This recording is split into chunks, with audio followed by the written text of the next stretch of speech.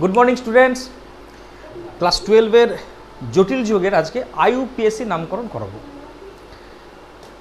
আইইউপিএসসি নামকরণ মোটামুটি 8-9টা নিয়মের উপর প্রতিষ্ঠিত, তো সেই নিয়মগুলোকে একে একে এক্সপ্লেন করছি। রুল 1 বলছে জটিল যুগের আগে ধনাত্মক অংশের মানে পজিটিভ পার্টের নামকরণ করতে হয়, তারপরে ঋণাত্মক অংশের নামকরণ করতে হয়। যেমন ধরো K3Fe(CN)6 এবং CuNH3(4) দুটো জটিল যৌগ। খেয়াল করে দেখো, প্রথমটির ক্ষেত্রে ধনাত্মক অংশ মানে পটাশিয়াম পার্টটা, তাহলে এর নাম হবে পটাশিয়াম। তারপরে জটিল অংশের নামকরণের ক্ষেত্রে নিয়ম হচ্ছে কেন্দ্রীয় ধাতব পরমাণুর নামের আগে লিগ্যান্ডের নাম বলতে হয়, এবং লিগ্যান্ড যদি নেগেটিভ হয় তাহলে নামের শেষে ও কথাটা আনতে হয়। যেমন সায়ানাইড বলবো না, সায়ানিডও বলবো। দেখো, তার আগে একটা কথা বলে রাখি, আমি 8টা নিয়মে বলবো ঠিক আছে, কিন্তু প্রত্যেকটা নিয়মের মধ্যে হয়তো অন্যান্য নিয়মগুলোর অ্যাপ্লিকেশন চলে আসছে। যেমন আমি রুল 1টা বললাম, কিন্তু তার মধ্যে বাকি 8টা রুল অ্যাপ্লাই হচ্ছে। কীরকম দেখো, প্রথম রুলে আমি বললাম যে আগে ধনাত্মক অংশ তারপর ঋণাত্মক অংশের নামকরণ করতে হয়, কিন্তু বাদবাকি নিয়মও এখানে চলে আসে। কীরকম বললাম দেখো, পটাশিয়াম আগে বলবো, তারপরে কমপ্লেক্স পার্টের নামকরণ করতে গেলে আগে কেন্দ্রীয় ধাতব পরমাণুর নাম নয়, আগে লিগ্যান্ডের নাম আগে উল্লেখ করতে হবে। আবার লিগ্যান্ড যদি হয় নেগেটিভ তাহলে তার নামের শেষে ও কথাটা আনতে হবে। তাহলে বলবো হেক্সাসায়ানিডো, লিখলাম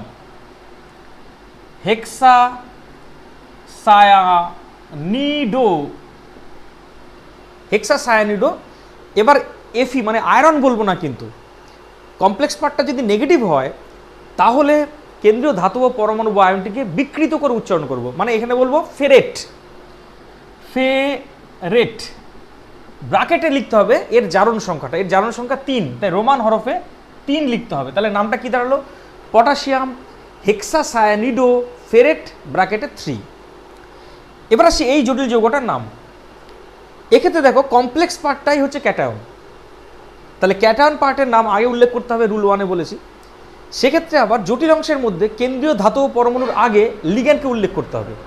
তাহলে এর নাম কি লিখবো দেখো, টেট্রাঅ্যামিন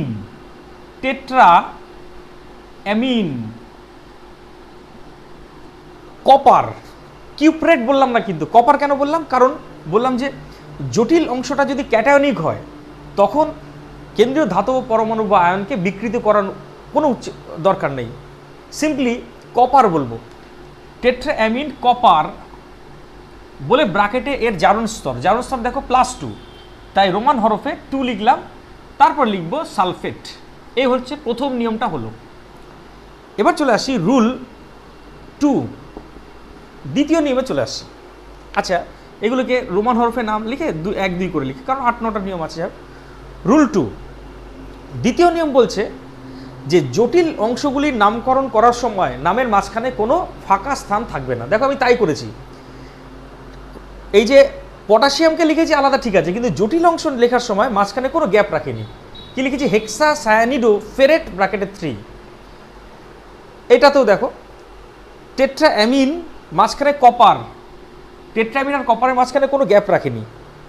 তাহলে দ্বিতীয় নিয়মে বললো যে জটিল অংশের নামকরণের সময় মাঝখানে কোনো ফাঁকা স্থান থাকবে না। আরেকটা উদাহরণ দিয়ে বলি, তাহলে জিনিসটা পরিষ্কার হবে। মনে করো CONH3(6) বাইরে Cl3, তাহলে এটার নাম কি হবে? আগে ক্যাটায়নিক পার্ট, মানে এখানে জটিল অংশটাই ক্যাটায়নিক পার্ট, তাহলে এর নাম কি দাঁড়ালো? হেক্সাঅ্যামিন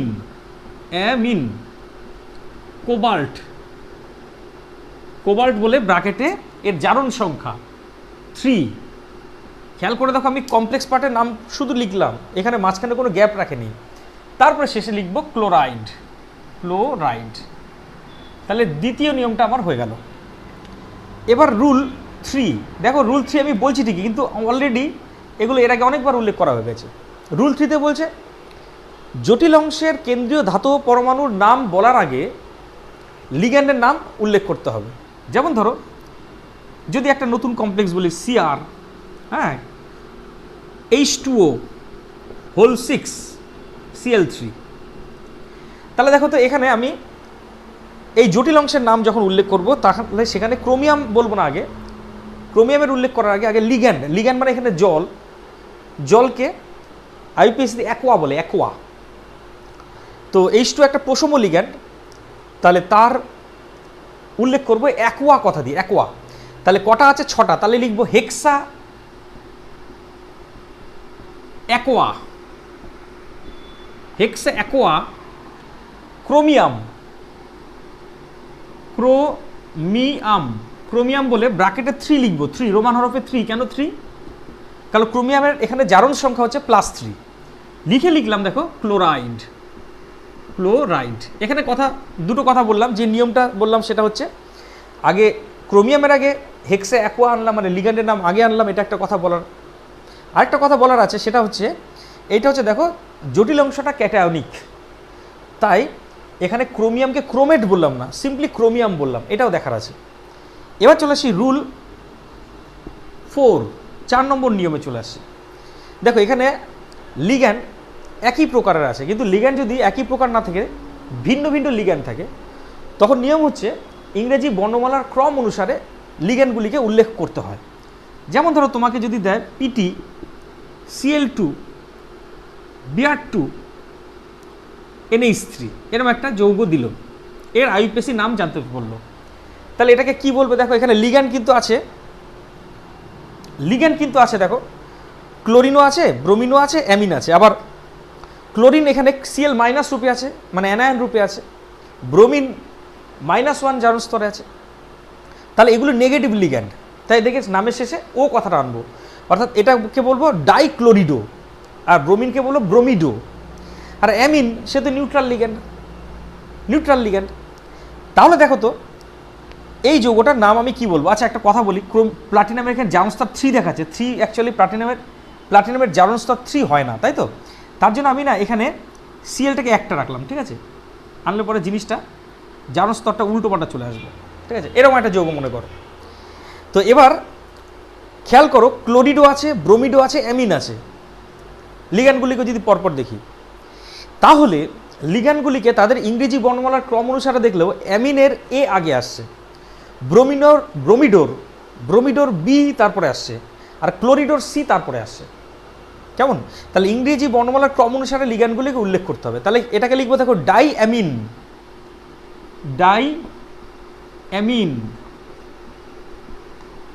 ব্রোমিডো, তারপরে ক্লোরিডো,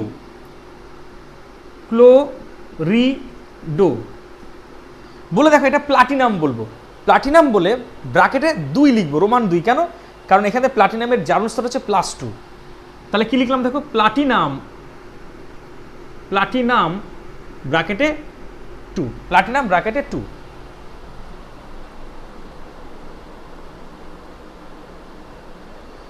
প্লাটিনাম ব্র্যাকেটে 2 লিখলাম, কেমন? তাহলে কি দাঁড়ানো নামটা? ডাইঅ্যামিন, ব্রোমিডো, ক্লোরিডো, প্লাটিনাম লিখে ব্র্যাকেটে রোমান হরফে 2 লিখলাম, কারণ এখানে প্লাটিনামের জারণ স্তর হচ্ছে +2। আচ্ছা এরপর চলে আসি রুল নাম্বার 5-এ। রুল নাম্বার 5-এ বলছে যে লিগ্যান্ডগুলি যদি পলিসিলাবিক হয়, মানে লিগ্যান্ডের নামের মধ্যেই যদি ডাই, ট্রাই এমন কথা থাকে, অথবা লিগ্যান্ডগুলি যদি জৈব লিগ্যান্ড হয়, তাদের সংখ্যা উল্লেখ করার সময় ডাই, ট্রাই, টেট্রা এরকম আনবো না, তাদের সংখ্যা উল্লেখ করার সময় 20, 30, টেট্রাকিস, পেন্টাকিস এরকম আনা হয়। কীরকম একটা উদাহরণ দেওয়া যাক। তাহলে নিয়মটা কি বললাম আরেকবার বলি। লিগ্যান্ডগুলি যদি এরকম সাধারণ লিগ্যান্ড না হয়ে এমন লিগ্যান্ড হয়, যেমন ধরো একটা উদাহরণ দিই, ইথিলিন ডাইঅ্যামিন। এখানে লিখছি দেখো NH2, লিগ্যান্ডটাকে শুধু লিখলাম NH2 CH2 NH2, এটা হচ্ছে ইথিলিন ডাইঅ্যামিন, একটা লিগ্যান্ড। তো ইথিলিন ডাইঅ্যামিন কথার মধ্যে ডাই কথাটা আছে, এবং এটা জৈব লিগ্যান্ড। তো এই ধরনের লিগ্যান্ডের ক্ষেত্রে এর সংখ্যাগুলিকে 2টো থাকলে ডাই বলবো না, বলবো 20, 3টে থাকলে 30, চারটে থাকলে টেট্রাকিস এভাবে উল্লেখ করতে হয়। যেমন ধরো এইটা দিয়ে একটা জটিল যৌগ ভাবি, CU NH2 CH2 CH2 NH2, এরকম একটা জটিল যৌগ মনে করো আছে, থার্ড ব্র্যাকেট দিয়ে বাইরে SO4। তাহলে এর নাম কি বলবো, এর নামটা কি হবে? খেয়াল করো এই কমপ্লেক্স পার্টটা ক্যাটায়নিক, তাই কমপ্লেক্স পার্টের নাম আগে উল্লেখ করব, কারণ জটিল অংশে তোমার জটিল যৌগের আগে ধনাত্মক পার্টের নাম উল্লেখ করতে হয়, প্রথম নিয়মে বলেছি। আবার দেখলাম এখানে কেন্দ্রীয় ধাতব পরমাণুর আগে লিগ্যান্ডকে উল্লেখ করব, কিন্তু লিগ্যান্ড হচ্ছে তোমার পলিসিলাবিক জৈব লিগ্যান্ড, তাহলে এবং সেটা আছে দুটো, তাই এর সংখ্যা উল্লেখ করতে বাই বা ডাই কথাটি উল্লেখ করব না, বাই অথবা ডাই উল্লেখ করব না, কি বলো 20। তাহলে লিখলাম বয়সী দন্তস্ব 20 বলে ব্র্যাকেট দেবো, দিয়ে এর সংখ্যা বলে দিয়েছি অলরেডি 20 মানে 2। এবার এই লিগ্যান্ডটাকে উল্লেখ করব, কি বলবো ইথিলিন ডায়ামিন, লিখলাম ethylene diamine, ethylene diamine bracket close.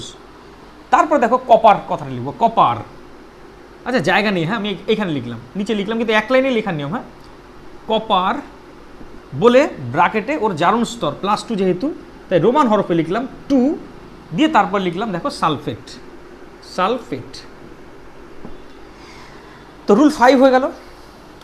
এবার চলে আসবো রুল 6। রুল 6-এ বলছে যে লিগ্যান্ডগুলি, দেখো আমি রুল 6 বলছি বটে, কিন্তু অ্যাকচুয়ালি এই 4, 5, 6 এগুলিকে সব বইয়ে দেখবে একটা রুলের মধ্যে রাখা আছে, তাই আমার রুলের সংখ্যা হয়তো 10টাও ক্রস করে যেতে পারে, মানে একটা রুলকে আমি ভেঙে ভেঙে দেখাচ্ছি। আর যাই হোক রুল 6-এ চলে আসি। রুল 6-এ বলছে যে লিগ্যান্ডগুলি যদি হয় নেগেটিভ, তাহলে তার নামের শেষে ও কথাটা আনা হয়, অলরেডি বলেও দিয়েছি।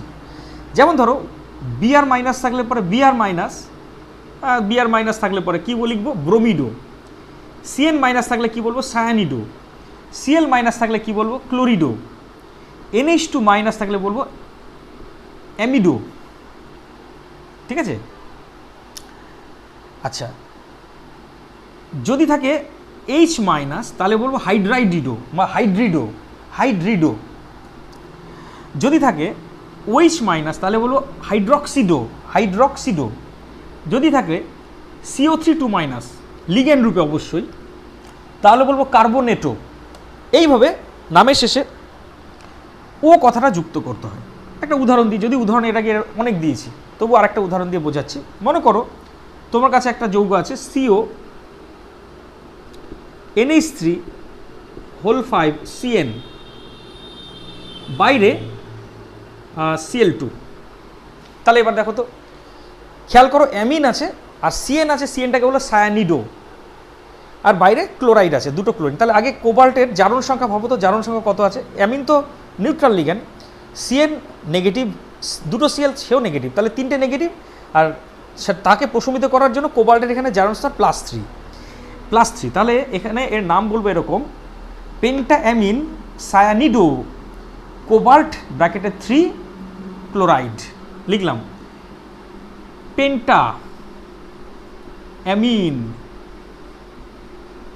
পেন্টাঅ্যামিন সায়ানিডো। খেয়াল করে দেখো লিগ্যান্ডের নামের শেষে কিন্তু ও কথাটা আনলাম, সায়ানিডো কোবাল্ট লিখে ব্র্যাকেটে এর জারণস্তর লিখলাম 3, তারপরে কি লিখছি দেখো তো ক্লোরিন আছে তাই লিখলাম ক্লোরাইড। দেখো তো রুল 7, সেখানে বলছে নিউট্রাল লিগ্যান্ডগুলিকে বিশেষ নামে ডাকা হয়। যেমন ধরো তোমার কাছে যদি থাকে H2O তাহলে তাকে বলো অ্যাকোয়া, যদি থাকে NH3 তাহলে তাকে বলবো অ্যামিন, যদি থাকে CO তাহলে তাকে বলবো কার্বনিল, যদি থাকে NH2 CH2 NH2 তাহলে তাকে বলবো ইথিলিন ডায়ামিন,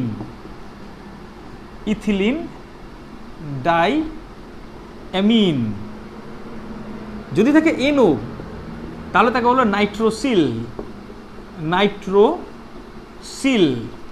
কেমন?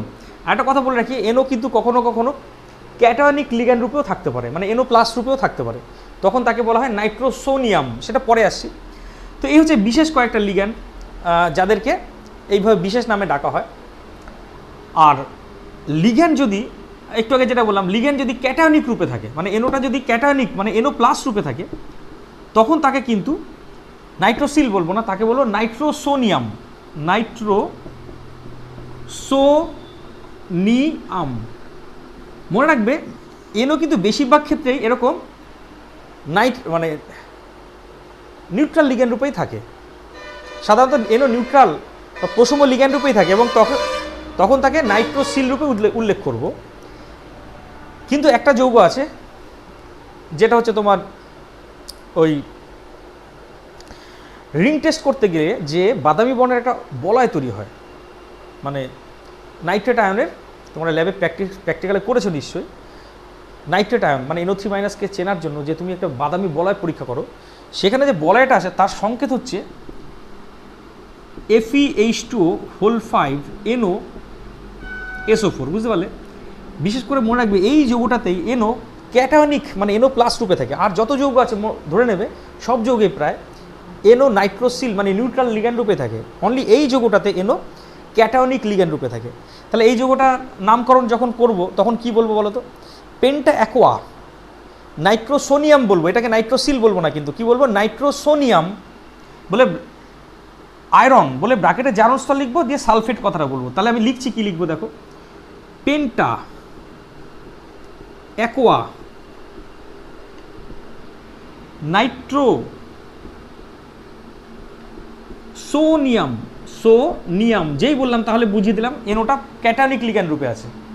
তারপর লিখলাম দেখো আয়রন, আয়রন বলে ব্র্যাকেটে তার জারণ স্তর উল্লেখ করব। কিন্তু খেয়াল করে দেখো এখানে সালফেট -2, তার মধ্যে একটা মাইনাস প্রশমিত করবে এনোর প্লাস চার্জ, তাহলে এখন পর্যন্ত মাইনাস চার্জ আছে, তাহলে প্রশমিত করতে Fe এর এখানে জারণ স্তর +1, তাহলে আয়রন 1 লিখে শেষে লিখবো সালফেট। তাহলে কী দাঁড়ালো নামটা? Penta aqua nitrosonium iron 1 sulphate. এই যৌগটাতে এনো ক্যাটায়নিক লিগ্যান্ড রূপে থাকবে, মানে নাইট্রোসোনিয়াম রূপে। আর যত যৌগ আছে এনোকে তুমি ধরবে নিউট্রাল লিগ্যান্ড রূপে। তো রুল 7 হয়ে গেল যে কতগুলি নিউট্রাল লিগ্যান্ডকে কীভাবে উল্লেখ করব। আর এনো যদি ক্যাটায়নিক রূপে থাকে তাহলে নামে শেষে ইয়াম কথাটা আনা হয়, কি বললাম? নাইট্রোসোনিয়াম। এবার রুল 8-এ চলে আসবো। রুল 8-এ বলছে, এটা মুছে দিলাম, রুল 8 সেখানে বলছে কিছু অ্যাম্বিডেন্ট লিগ্যান্ড আছে, তাদের নামগুলোকে বিশেষ পদ্ধতিতে উল্লেখ করতে হয়। যেমন ধরো সায়ানাইড, এটা হচ্ছে একটা অ্যাম্বিডেন্ট লিগ্যান্ড। যদি সি প্রান্ত দিয়ে যুক্ত থাকে তখন যৌগটাকে বলবো সায়ানাইডো। যেমন একটা উদাহরণ দিই, মনে করো K3FeCN6 এই যৌগ, এখানে দেখো সি দিয়ে যুক্ত আছে এফির সাথে, তাহলে এটাকে বলবো পটাশিয়াম হেক্সাসায়ানিডো ফেরেট বলে ব্র্যাকেটে লিখবো 3। আবার যদি এন প্রান্ত দিয়ে যুক্ত থাকে, অ্যাম্বিডেন্ট লিগ্যান্ড মানে তো তাই, আগে অন্য ভিডিওতে দেখিয়েছি, তার দুটো প্রান্ত দিয়ে যুক্ত হওয়ার ক্ষমতা আছে। যদি এন প্রান্ত দিয়ে যুক্ত থাকে, যেমন মনে করো এই ধরনের যৌগ K3FeNC6, যদি এমনটা থাকতো তাহলে এর নাম বলতাম পটাশিয়াম হেক্সা আইসোসায়ানিডো ফেরেট ব্র্যাকেটে 3। তাহলে সি প্রান্ত দিয়ে যুক্ত থাকলে সায়ানিডো, আর এন প্রান্ত দিয়ে যুক্ত থাকলে পরে আইসোসায়ানিডো, মনে রাখবে। তাহলে এর নাম দুরকম হতে পারে, সায়ানিডো যদি এই প্রান্ত দিয়ে যুক্ত থাকে তাহলে বলবো সায়ানিডো, আর যদি এন প্রান্ত দিয়ে যুক্ত থাকে মানে এইখান দিয়ে যদি যুক্ত থাকে তাহলে বলতাম আইসো সায়ানিডো। অন্য একটা উদাহরণ দিই, এটা তো হলো সিএন এর ব্যাপার, সিএন একটা অ্যাম্বিডেন্ট লিগ্যান্ড। আর যদি NO2 এর ক্ষেত্রে আসি, NO2 তারও কিন্তু দুই প্রান্ত দিয়ে যুক্ত থাকার ক্ষমতা আছে। বলছে যদি এন প্রান্ত দিয়ে যুক্ত থাকে তখন তাকে বলবো নাইট্রো, আর যদি ও প্রান্ত দিয়ে যুক্ত থাকে তখন তাকে বলবো নাইট্রিটো। যেমন একটা উদাহরণ দিই, CONH3(5) NO2 বাইরে মনে করো Cl আছে, তাহলে এখানে দেখো এন প্রান্ত দিয়ে যুক্ত আছে, তাহলে উচ্চারণ করবো নাইট্রো রূপে এই লিগ্যান্ডটাকে। তাহলে নাম কি দাঁড়াচ্ছে দেখো, পেন্টা অ্যামিন নাইট্রো, নাইট্রো বললাম, নাইট্রিটো নয় কিন্তু, নাইট্রো, কোবাল্ট, কোবাল্ট বলে ব্র্যাকেটে জারণ স্তর উল্লেখ করবো। দেখো কোবাল্টের এখানে জারণ স্তর হচ্ছে 2, যদি বলো কেন, কারণ ক্লোরিনের -1, NO2 -1, আর এ তো প্রসঙ্গ লিখেন, তাহলে -2 আছে, নিউট্রাল করতে গেলে সিওর হচ্ছে +2। কোবাল্ট বলে ব্র্যাকেটে 2 লিখে লিখলাম, দেখো ক্লোরাইড, ক্লোরাইড। আর যদি N প্রান্ত দিয়ে যুক্ত না থাকে, O প্রান্ত দিয়ে যুক্ত থাকে, যেমন ধরো CO, NH3 ONO, Cl, দেখো এখানে NO2 গ্রুপটি O প্রান্ত দিয়ে যুক্ত, তাহলে এর নাম লিখবো, একে নাইট্রিটো বলে উল্লেখ করবো। তাহলে কি দাঁড়াচ্ছে দেখো, পেন্টা অ্যামিন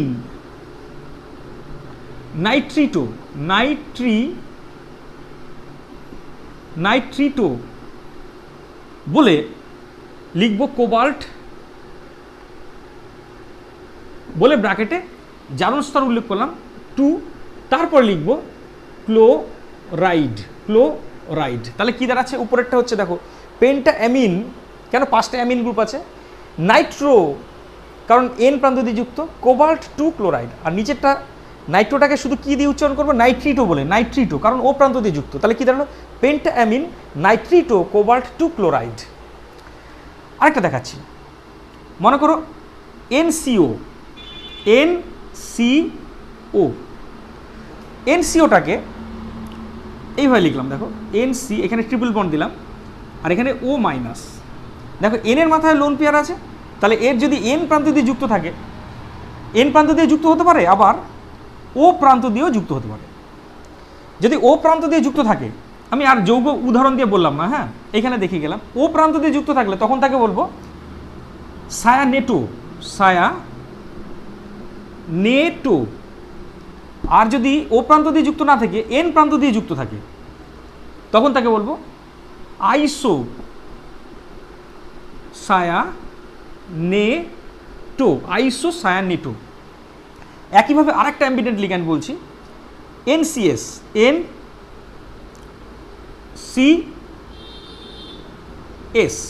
NCS, দেখো সায়ানেটোর মতোই NCS, একই রকম, প্রায় সেম রকম। দেখো এক্ষেত্রেও যদি, এটা মুছে দিলাম উপরেরটা, যদি S প্রান্ত দিয়ে যুক্ত থাকে, তাহলে দেখবো তাকে বলবো থায়োসায়ানেটো। মনে রাখবে সালফারের আরেক নাম হচ্ছে থায়ো, তাহলে এইটার মতোই উচ্চারণ করব, আগেরটার মতোই। কি বলবো,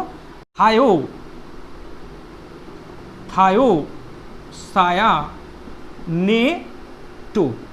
আর যদি ওটা না হয়ে এই প্রান্ত দিয়ে যুক্ত না হয়ে, মানে N প্রান্ত দিয়ে যুক্ত থাকে, তখন তাকে একই সব বলবো, শুধু N প্রান্ত দিয়ে যুক্ত আছে তাই N, মানে আইসো কথাটা নিয়ে আসবো, আইসো। তাহলে কি দাঁড়াচ্ছে, এটার নাম দেখো আইসো থায়োসায়ানেটো। খেয়াল করে দেখবে N দিয়ে হলে পরে আইসো কথাটা নিয়ে আসছে। তাহলে আরেকবার রিপিট করছি, যদি C প্রান্ত দিয়ে হয় সায়ানিডো, N প্রান্ত দিলে আইসো সায়ানিডো। এখানে নাইট্রোর N প্রান্ত দিয়ে হলে নাইট্রো, O প্রান্ত দিয়ে হলে পরে নাইট্রিটো। আরেকবার রিপিট, N প্রান্ত দিয়ে হলে পরে নাইট্রো যৌগ বা লিগ্যান্ডকে বলো নাইট্রো লিগ্যান্ড, আর লিগ্যান্ডটা যদি O প্রান্ত দিয়ে যুক্ত থাকে তাহলে নাইট্রিটো। NCO যদি N প্রান্ত দিয়ে যুক্ত থাকে আইসো সায়ানেটো, আর O প্রান্ত দিয়ে যুক্ত থাকলে পরে সায়ানেটো। NCS যদি N প্রান্ত দিয়ে যুক্ত থাকে তাহলে আইসো থায়োসায়ানেটো, আর S প্রান্ত দিয়ে যুক্ত থাকলে বলবো থায়োসায়ানেটো। এই হচ্ছে অ্যাম্বিডেন্ট লিগ্যান্ডগুলির নিয়ম। এরপরে চলে আসি রুল নাম্বার 9। 9 নম্বর নিয়ম কি বলছে, এখানে লিখলাম রুল 9। 9 নম্বর নিয়মে বলছে লিগ্যান্ডগুলির ব্যাপার স্যাপার হয়ে গেল। এবার বলছে কেন্দ্রীয় ধাতব পরমাণু বা আয়নটিকে কিভাবে লেখা হয়। বলছে যদি কমপ্লেক্স পার্ট ক্যাটায়নিক হয়, ক্যাটায়নিক কমপ্লেক্স, তাহলে কিন্তু কেন্দ্রীয় ধাতব পরমাণু বা আয়নটিকে অবিকৃতভাবে উল্লেখ করতে হয়, মানে কোনো বিকৃতি আনবো না। অ্যাজ ফর এক্সাম্পল ক্যাটায়নিক কমপ্লেক্সের জন্য, যেমন ধরো একটু আগে বললাম CD NH3 হোল 5, আচ্ছা হোল 5 নিয়ে হোল 6 করলাম, বাইরে মনে করো Cl2, একটা জটিল যৌগ। খেয়াল করে দেখো এই জটিল অংশটা ক্যাটায়নিক, ক্যাটায়নিক জটিল যৌগ যেহেতু, তাই ক্যাডমিয়ামকে অবিকৃতভাবে উল্লেখ করব, মানে ক্যাডমিয়ামই বলবো, ক্যাডমেট বলবো না, ক্যাডমিয়াম বলবো। তাহলে কি দাঁড়াচ্ছে এর নাম দেখো তো, হেক্সা অ্যামিন, হেক্সা অ্যামিন ক্যাডমিয়াম, ক্যাডমিয়াম ব্র্যাকেটে 2, 2 কেন, ক্যাডমিয়ামের জারণ স্তর হচ্ছে +2, ক্লোরাইড, ক্লোরাইড।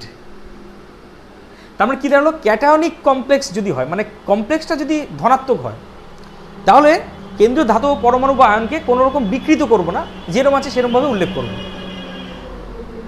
আর যদি ক্যাটায়নিক কমপ্লেক্সটি যদি কমপ্লেক্সটা হয় নেগেটিভ, মানে অ্যানায়নিক কমপ্লেক্স, যেমন একটা উদাহরণ দিই, K2PtCl4, এখানে খেয়াল করে দেখো কমপ্লেক্স পার্টটা হচ্ছে নেগেটিভ, তাহলে সেক্ষেত্রে কিন্তু কেন্দ্রীয় ধাতব পরমাণু বা আয়নকে বিকৃত করে উচ্চারণ করব। তাহলে এর নাম কি দাঁড়াচ্ছে দেখো, পটাশিয়াম, পটাশিয়াম টেট্রা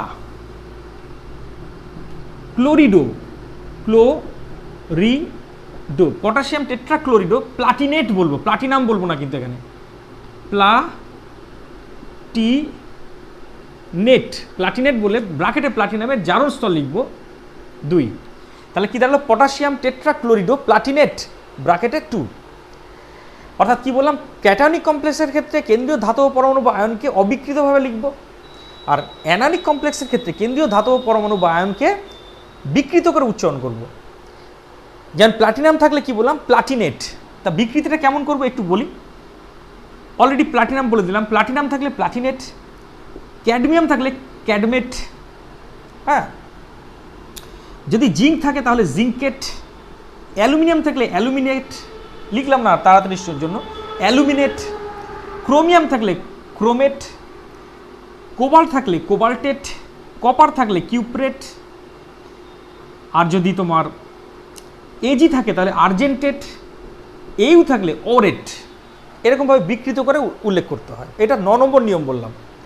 আর লাস্ট 10 নম্বর নিয়ম যেটা বলছি, রুল 10, সেটা হচ্ছে কি না, অলওয়েজ জটিল অংশের নাম লেখার পরে কেন্দ্রীয় ধাতব পরমাণু বা আয়নটিকে উল্লেখ করে ব্র্যাকেটে তার জারণ স্তর উল্লেখ করতে হয়। দেখো আমি ব্র্যাকেটে অলরেডি করে গিয়েছি এতক্ষণ, দেখো যে কেন্দ্রীয় ধাতব পরমাণু বা আয়ন উল্লেখ করে রোমান হরফে তাদের জারণ সংখ্যা রোমান হরফে লিখে গেছি। এ হচ্ছে 10টা নিয়ম। এবার কতগুলি এক্সাম্পল দিয়ে তোমাদের দেখাচ্ছি।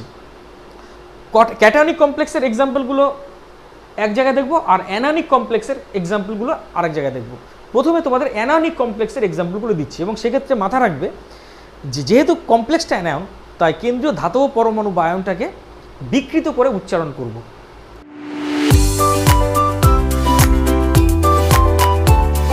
অ্যানায়নিক কমপ্লেক্স, তাহলে কমপ্লেক্স পার্টে যে ধাতুটা আছে তাকে বিকৃত করে উচ্চারণ করব। এখানে মলিবডিনাম আছে, তাহলে মলিবডেট বলবো, তাই না? তার আগে এর নামটা তো বলবো, করার আগে তোমরা একটা ট্রিক্স তোমাদের বলি, কেন্দ্রীয় ধাতব পরমাণু বা আয়নটির জারণ সংখ্যা আগে ক্যালকুলেশন করবে খাতায় কলমে, তারপরে নামটা করবে। যেমন মলিবডিনামের এখানে জারণ সংখ্যা দেখো +4, যদি বলো কেন, 8টা CN আছে তার জন্য -8, আর 4টে K আছে তার জন্য +4, তাহলে মোটের উপরে এখনও এই পার্টে -4 আছে, তাহলে নিউট্রাল করার জন্য মলিবডিনাম +4 হবে। তাহলে এর নাম কি দাঁড়াও দেখো, পটাশিয়াম, পটাশিয়াম, ক্যাটায়নিক পার্টের নাম বললাম। তারপর বললাম অক্টা, কয়টায় আকার, অক্টা সায়ানিডো, সায়ানিডো, সায়ানিডো, মলিবডেট, মলিবডেট ব্র্যাকেটে 4, পটাশিয়াম অক্টা সায়ানিডো মলিবডেট লিখে ব্র্যাকেটে 4 লিখলাম। এবার আসছি এই যৌগটা, এই যৌগটাকে তোমরা সবাই চেনো, জৈব যৌগে পড়েছো, খুব শক্তিশালী বিজারক, লিথিয়াম অ্যালুমিনিয়াম হাইড্রাইড। তো এর এবার আইউপিএসি নাম করতে বলেছে। খেয়াল করে দেখো, অ্যালুমিনিয়ামকে বলবো অ্যালুমিনেট, আর H- আয়ন রূপে আছে, হাইড্রিডো বলবো, হাইড্রিডো। তাহলে কি দাঁড়াচ্ছে, আগে lithium cationic part, lithium, lithium বলে এবার কমপ্লেক্স পার্টে প্রথমে টেট্রাহাইড্রিডো, টেট্রাহাইড্রিডো, তাই না, হাইড্রিল বললাম, তারপরে ডো, লিথিয়াম টেট্রাহাইড্রিডো অ্যালুমিনেট, অ্যালুমিনেট বলে ব্র্যাকেটে তার জারণ স্তর। দেখো অ্যালুমিনিয়ামের এখানে জারণ স্তর +3, তাই 3 লিখলাম। পরেরটা আগে ক্যাটায়নিক পার্ট, সেটা হচ্ছে সোডিয়াম লিখলাম, সোডিয়াম লিখলাম। এবার কমপ্লেক্স পার্টে দুটো সায়ানাইড আছে, তাই বলবো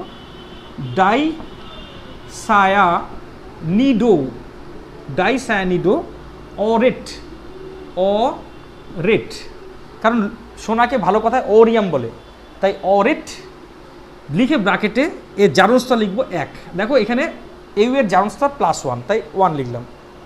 পরেরটা দেখো, পরেরটায় সোডিয়াম বলবো, আর এটাকে বলবো হেক্সাফ্লোরিডও বলবো। আর সিলিকনের দেখো এখানে জারণ স্তর 4 আছে, তাহলে লিখবো সোডিয়াম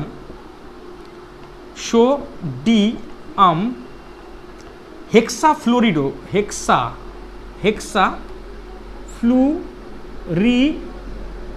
ফ্লুরিডো সিলিকেট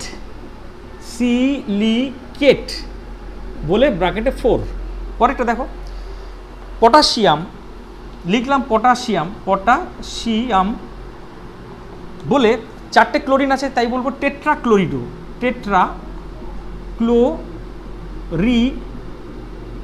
টেট্রাক্লোরিডো বলে প্যালাডেট বলবো। প্যালাডিয়াম আছে, তাই প্যালাডেট বলে ব্র্যাকেটে তার জারণ স্তর লিখবো 2, প্যালাডেট 2। ব্যাস, এই হচ্ছে অ্যানায়নিক কমপ্লেক্সের নাম বললাম, 5টা উদাহরণ দিলাম, বাকিগুলো বই থেকে তোমরা দেখবে। এরপর বলবো তোমাদের কিছু ক্যাটায়নিক কমপ্লেক্সের নাম।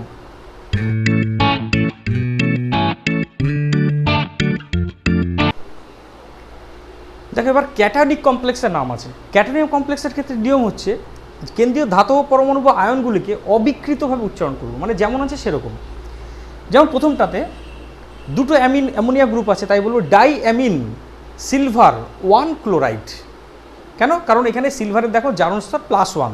যদি বলো কেন, অ্যামোনিয়া তার তো কোনো চার্জ নেই, নিউট্রাল লিগ্যান্ড, তাহলে ক্লোরিনের -1 হওয়ার জন্য এজিড +1 হবে। তাহলে নাম কি লিখলাম দেখো, ডাইঅ্যামিন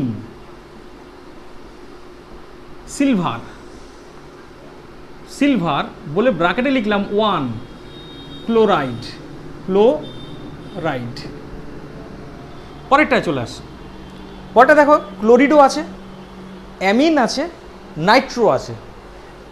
এখন দেখবো ইংরেজি বর্ণমালার ক্রম অনুসারে আগে অ্যামিন আসছে, তারপরে ক্লোরিডো আসছে, তারপরে নাইট্রো আসছে। তাহলে এর নামটা কি দাঁড়াচ্ছে দেখো, tetraammine ক্লোরিডো Nitro cobalt 3 chloride. Cobalt 3 কেন দেখো, দুটো সিএল এর জন্য -2 আর একটা NO2 এর জন্য -1, তাহলে 3টে মাইনাসকে নিউট্রাল করতে গেলে কোবাল্ট হচ্ছে +3। তাহলে কি লিখলাম দেখো,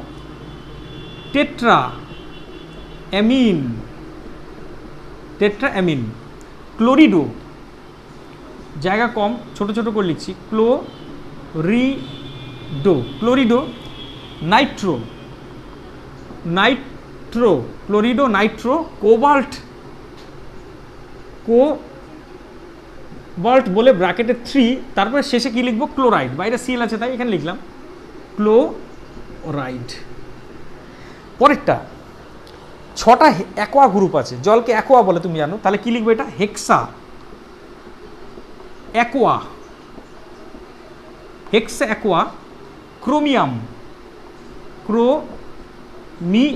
ক্রোমিয়াম ব্র্যাকেটে রোমান হরফে 3 ক্লোরাইড। কেন ক্লোরাইড, এখানে Cl3 আছে। পরেরটা দেখো এবার অ্যাকোয়াও আছে, অ্যামিনো আছে, দুটোর প্রথম অক্ষর এ, তাই দ্বিতীয় অক্ষরটা ভাববো। অ্যাকোয়ার পরের অক্ষরটা আছে কিউ, এটা অ্যামিন আছে, অ্যামিনের এর পরের অক্ষরটা আছে এম, আর অ্যাকোয়ার এর পরের অক্ষর হচ্ছে কিউ। তাহলে দেখো কিউর আগে ইংরেজি বর্ণমালায় এম আছে, তাই অ্যামিনকে আগে উল্লেখ করব। তাহলে এটা কি দাঁড়াচ্ছে, টেট্রাঅ্যামিন ডাইঅ্যাকোয়া কপার 2 সালফেট। কেন, কপারের জারণ স্তর এখানে 2, তাহলে লিখলাম টেট্রাঅ্যামিন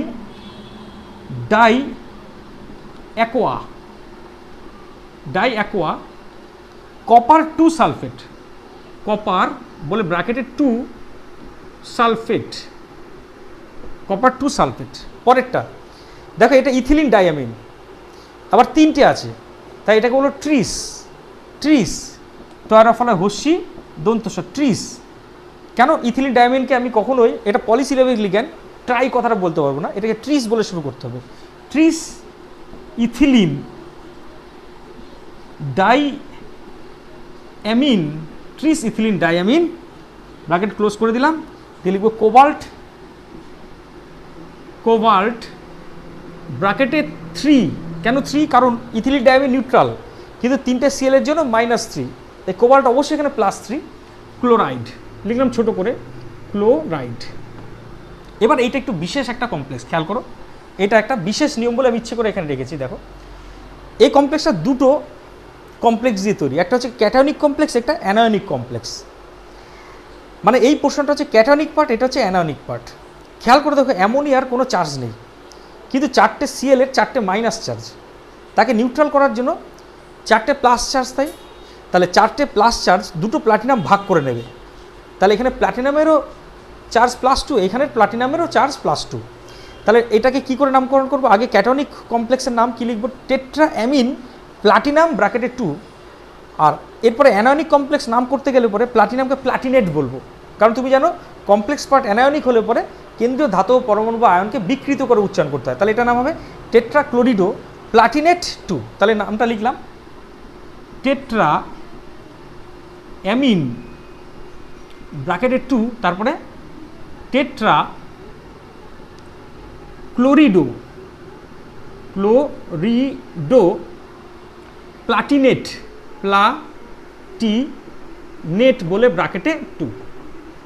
টেট্রাঅ্যামিন প্লাটিনাম 2, টেট্রাক্লোরিডো প্লাটিনেট 2। ব্যাস এই পর্যন্তই। তারপরে নেক্সট ভিডিওটা অবশ্যই আমি এরপরে আবার দেবো।